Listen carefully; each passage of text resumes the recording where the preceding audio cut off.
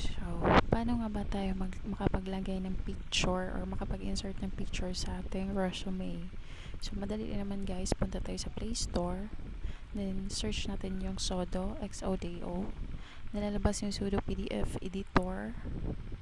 Yan, reader and editor. So, tingnan natin yung rating. So, may 4.7 na ratings na siya. Then, about this app naman is ayan, makikita natin dyan lahat ng information. So, PDF reader, PDF editor, annotator, fast PDF rendering, and cloud sync.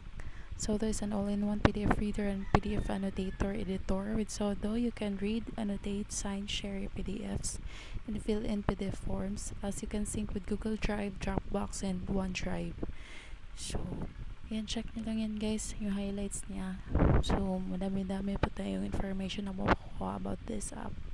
Tingnan nyo na lang dyan sa app na yan kung ano yung magandang pang-edit na gawin natin sa ating resume. So, ayan, open natin. Since na-install na natin, punta tayo sa all files.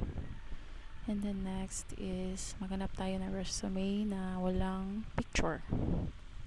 Sa akin is yung PDF converted. Ayan, so wala siyang picture na resume. So, ang gagawin natin, punta tayo sa insert sa taas. Then, ang dami niyong papipilian dyan guys. So, pwede nyo siyang i-view. Pwede nyo i-annotate. Ayan. Pwede din siyang mag-draw. Ayan. So, punta tayo sa insert. Since yun yung kailangan natin mag-insert ng picture. So, click natin. So, ayan, click din natin yung gilid. Tapos, ilabas yung gallery.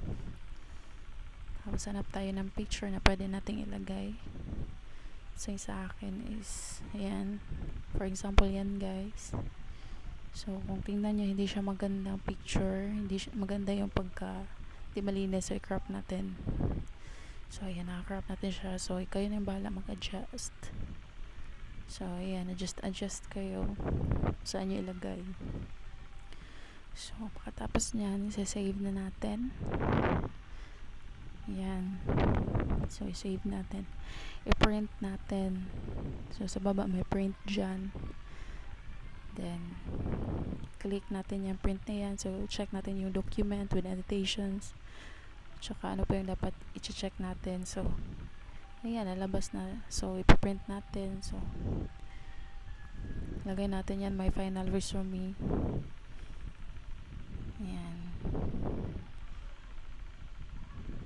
Save natin. So, and okay na yan guys. So, gagawin nyo, check nyo siya sa file manager ng cellphone nyo.